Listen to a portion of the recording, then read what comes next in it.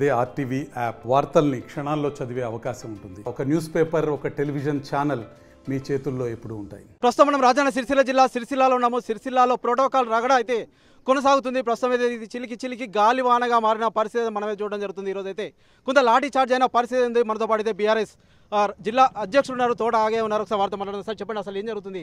ప్రస్తుతం అయితే ప్రోటోకాల్ రగడ కదా కొద్ది రోజులుగా అయితే కొనసాగుతుంది. వాళ్ళైతే కొంత లాఠీ చార్జ్ వరకు అయితే వెళ్ళడం జరిగింది. ఇప్పుడు ఇటు కాంగ్రెస్ పైన కావచ్చు, బీఆర్ఎస్ పైన మీద సైతం కొంత లాఠీ చార్జ్ జరిగిన పరిస్థితి ఉంది కదా. అసలు ఏం జరుగుతుంది ఇక్కడ, ఎలా చూడవచ్చు? వాస్తవంగా నిన్న కాంగ్రెస్ సోషల్ మీడియా కొంతమంది రేపు క్యాంప్ ఆఫీస్ పైకి వెళ్ళి జనంతో వెళ్ళి మేము రేవంత్ రెడ్డి ఫోటో పెడతామని చెప్పేసి అందరు తరలి రావాలి అని చెప్పేసి ఒక దాన్ని కార్యక్రమంగా తీసుకొని ఆలోచనతో ఉంటారు. ఆ విషయం తెలిసి మేము చెప్పినాం, పోలీస్ డిపార్ట్మెంట్ వాళ్ళకి చెప్పినాం, కాంగ్రెస్ కార్యకర్తలు క్యాంప్ ఆఫీస్ మీద దాడి చేసినట్టుగా వస్తే మరి బీఆర్ఎస్ పార్టీ పక్షాన మా నాయకులు మా కార్యకర్తలు ఊరుకునే పరిస్థితి లేదు. కాంగ్రెస్ కార్యకర్తలు రావడం ఏంది క్యాంప్ ఆఫీస్ మీదకి? క్యాంప్ ఆఫీస్ అనేది ఒక ఆపన్న హస్తం లాంటిది. పేద ప్రజలకు కావచ్చు, బడుగు బలహీన వర్గాలకు కావచ్చు, ఆపదలో ఉన్న వాళ్ళకి కావచ్చు, కష్టాల్లో ఉన్న వాళ్ళకి కావచ్చు, వాళ్ళ కష్టాలు నెరవేర్చి వాళ్ళ సమస్యలు పరిష్కరించే ఒక కార్యాలయం ఎమ్మెల్యే గారి క్యాంప్ ఆఫీస్.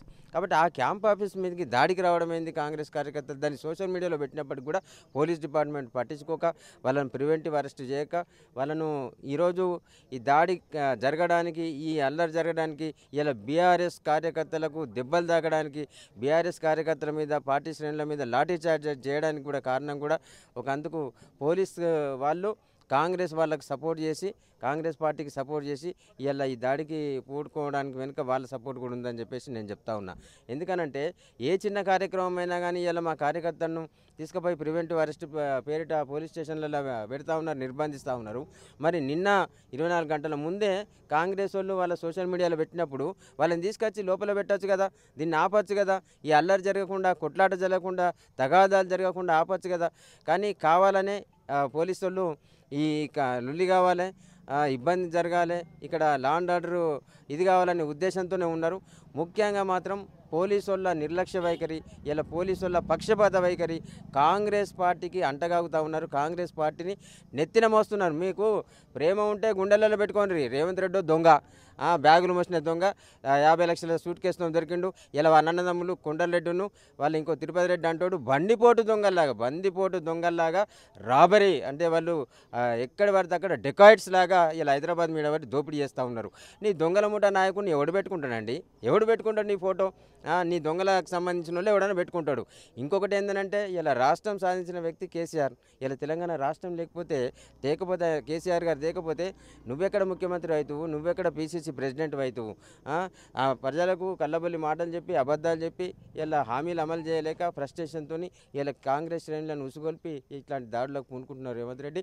అట్లాగే ఇలా సిరిసిల్లకు చెందిన కాంగ్రెస్ నాయకులు కూడా ప్రజల చేతిలో, కాంగ్రెస్ సిరిసిల్ల నియోజకవర్గ ఇన్ఛార్జ్ కూడా ప్రజల చేతిలో చీత్కరింపబడ్డ వ్యక్తి. 4-5 సార్లు ఓడిపోయిండు, తూ అని వంచి నువ్వు పనికిరావు, నువ్వు అక్కర్లేవని చీత్కరింపబడిన వ్యక్తి ఇలా ప్రజా కార్యక్రమాలలో అంటే ప్రభుత్వ కార్యక్రమాలలో పాల్గొని ఆయన చేతుల మీదకి వెళ్ళి ప్రొసీడింగ్స్ ఇచ్చుడు, కొబ్బరికాయలు కొట్టుడు, ఊదిబత్తీలు ముట్టించుడు, ఇంకేదో ఊది పొగేసుకున్నాడు. ఆయన అసలు ఓడిపోయిన వ్యక్తి, ప్రజల చేత తిరస్కరించబడ్డ వ్యక్తి, ప్రజలు థూ అని ముఖం మీద ఉంచిన వ్యక్తి ప్రజా సంబంధమైన అభివృద్ధి కార్యక్రమాలలో పాల్గొంటాడు ఎట్లా?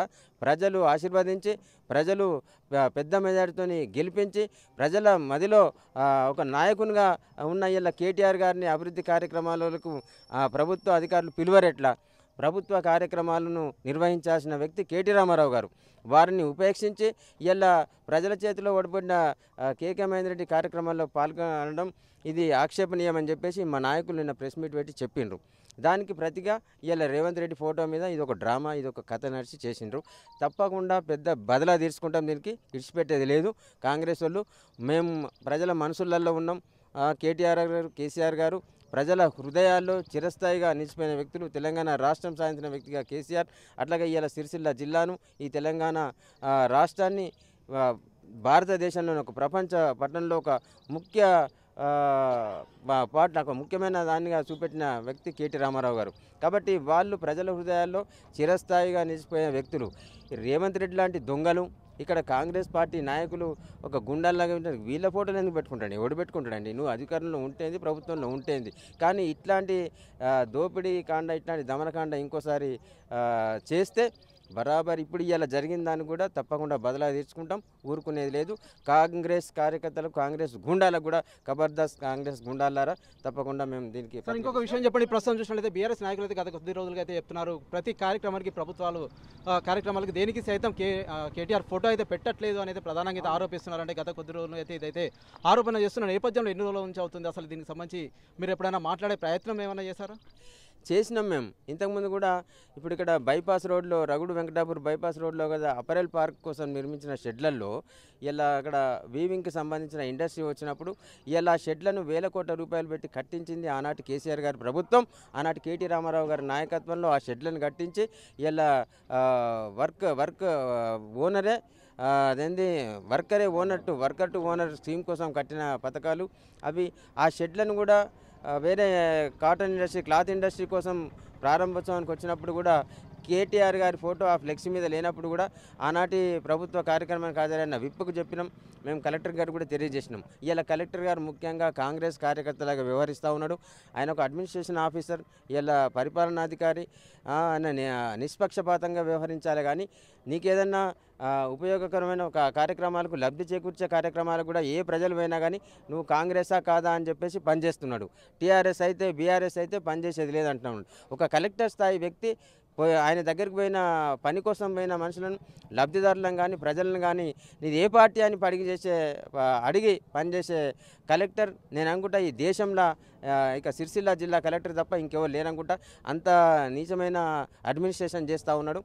అదే ఆ కార్యక్రమం అప్పుడు మేము ఆది శ్రీనివాస్ కూడా చెప్పినాం, మేము ఇది పద్ధతి కాదు. ఇక్కడ ఈ నియోజకవర్గం నుంచి 4-5 సార్లు ఎమ్మెల్యేగా గెలిచిన వ్యక్తి, 10 సంవత్సరాలు మంత్రిగా పనిచేసిన వ్యక్తి, ఈ సిరిసిల్ల అభివృద్ధికి దశ మార్చిన వ్యక్తి కేటీఆర్ గారు. ఆయన ఫోటో పెట్టకపోవడం సమంజసం కాదనంటే వెంటనే ఫ్లెక్సీ తీసేసింటే కానీ ఫోటో పెట్టలేదు. గత కొన్ని రోజులుగా చూస్తూ ఉన్నాం.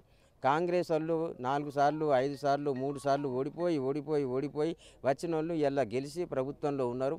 ప్రజలు ఏదో అనుకోని చెప్పేసి వీళ్ళు కళ్ళబొల్లి మాటలు చెప్పి అడ్డగోలు హామీలు ఇస్తే వాళ్ళు 420 హామీలు ఇచ్చి 420 గాళ్ళని గెలిపించిందని ఇలా ప్రజలు బాధపడుతూ ఉన్నారు.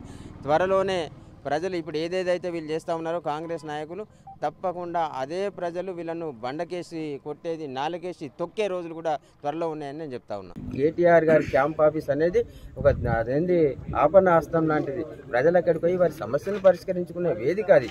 అంతే తప్ప దాన్ని ఏదో ఒక రాజకీయ కోణంగా చూసి ఈయన ఫోటో ఉండాలి, ఆయన ఫోటో ఉండాలి. ఏంటంటే ఆయన ఉన్న దేశానికి స్వతంత్రం తెచ్చిండా? ఈ రాష్ట్రానికి తెలంగాణ రాష్ట్రం రావడానికి ఏమైనా కొట్టాడిండా? దొంగ చంద్రబాబు నాయుడు బూట్లు తుడిచి ఆ యనమల రామకృష్ణుడు కాళ్ళు గడి బూట్లు నూడ్చి ఏదో ఆ పీసీ మన దానికి దొంగదారిన అడ్డదారిన అయినోడు ఆయనకేం చేస్తాండి? తెలంగాణ రాష్ట్ర ప్రజల మనసులో ఏముందో ఆయన ఫోటో ఎవడు పెట్టుకుంటాడు? దొంగలు పెట్టుకుంటారు, డెకాయిట్లు పెట్టుకుంటారు, దారి దోపిడీ గాళ్ళు పెట్టుకుంటారు. రేవంత్ రెడ్డి ఫోటో ఆయనే దొంగన కదా. అంటే ఈ రోజు అయితే ఇప్పుడు బీఆర్ఎస్ నాయకులు అయితే ఎంతమంది గాయపడడం జరిగింది? అంటే వారి పరిస్థితి ఎలా ఉంది? పోలీస్ స్టేషన్కి తరలించడం జరిగింది. దాదాపు 20 నుంచి 25 మంది తీవ్రంగా గాయపడ్డారు. ఒక 2-3 అయితే ఒక ఫ్రాక్చర్స్ అయిన ఒకరిద్దరికి పోలీసులు లాఠీ చార్జ్ వల్ల గాయపడ్డారు. మేము దీన్ని తీవ్రంగా ఖండిస్తా ఉన్నాం. తప్పకుండా కాంగ్రెస్ నాయకుల మాటలు విని, కాంగ్రెస్ గూండాల మాటలు విని ఇలా ఈ దాడికి ఉసుగొల్పింది కూడా కాంగ్రెస్ గూండాలు, కాంగ్రెస్ లీడర్లు. తప్పకుండా మేము దీనికి బదిలీ తీసుకుంటామని చెప్పండి.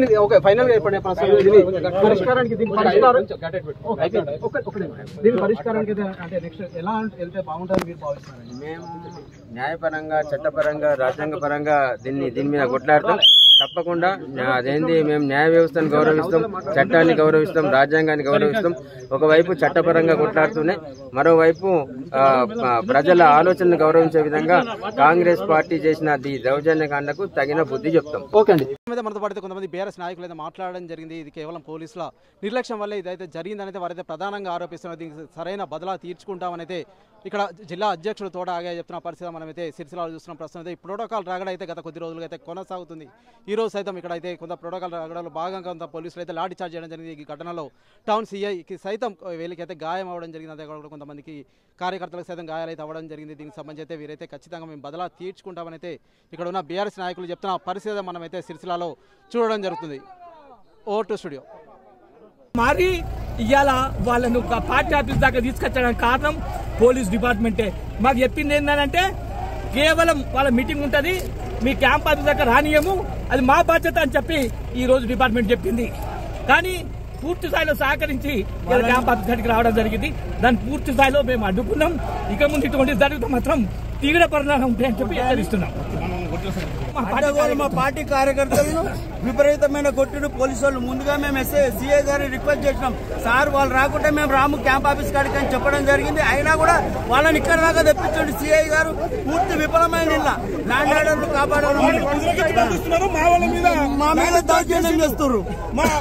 టీఆర్ఎస్ నాయకుడు విద్యార్థి విభాగ నాయకుడు రాష్ట్ర ప్రధాన కార్యదర్శి సబ్బనారాయణ కొడితే కంట పలిగింది. మాజీ కౌన్సిలర్ గడ్డం భాస్కర్ ఈ పలిగింది.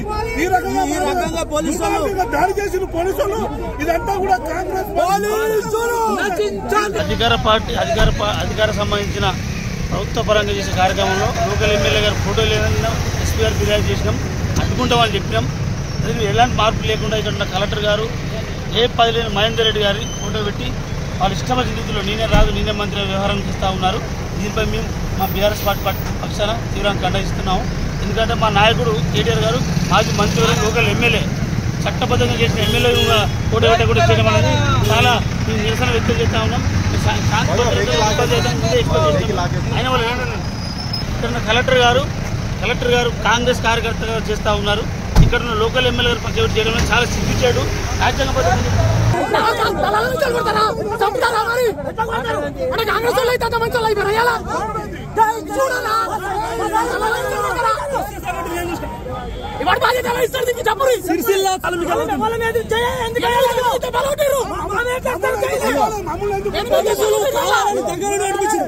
పోలీసులు కావాలని దగ్గర చెప్పడం జరిగింది. వాళ్ళు వస్తేనే మేము వస్తాము, వాళ్ళు రాకుంటే మేము రామని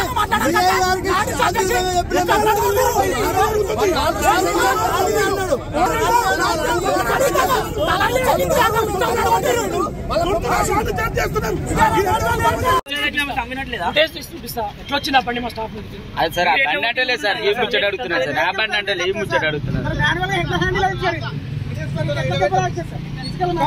కాలమే ఎనిమిది కొట్టారు సార్, మా ఇంటి పీపుల్ చూపిస్తా తల్లమే కూడా కొడతారా? దానికి సమానం చెప్పు. మీరు బాడీ నిండా 8 దెబ్బలు కొట్టి నేను ఒక్క మాట మాట్లాడలే. తల్ల మించాలి ఎట్లా కొడతారు సార్ మీరు? మీరే ఇప్పుడు సార్ తల్ల మీద కొట్టమని ఉందా సార్? మరి కొట్టురి ఎవరు రమ్మన్నారు ఆయన